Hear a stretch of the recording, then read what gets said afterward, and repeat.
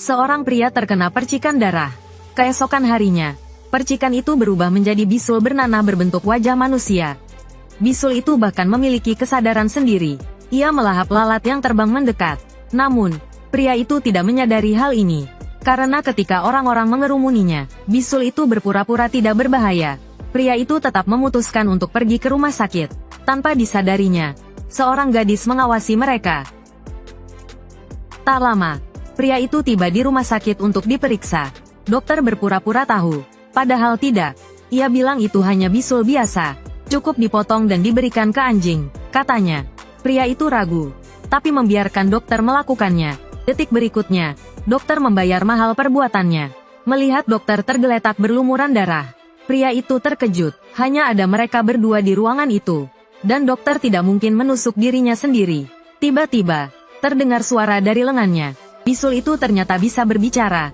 Ia bilang ini akibat dari pria itu yang ingin memotongnya. Marah, pria itu menusuk bisul tersebut dengan pisau.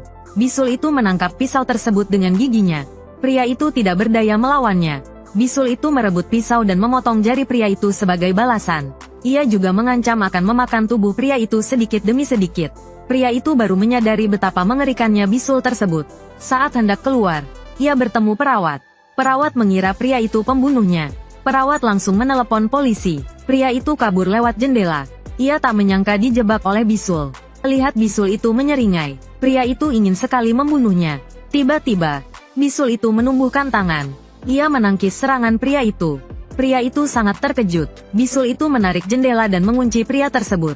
Lalu ia berteriak memanggil polisi. Panik, pria itu menggunakan jurusnya. Ia memanggil makhluk ungu untuk melilit bisul itu. Saat polisi menembak, pria itu berhasil kabur.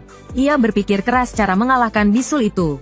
Ia segera menemukan rencana. Ia membawa bisul itu melewati kerumunan menuju suatu tempat. Tiba-tiba, ia mendengar suara mengunyah dari lengannya.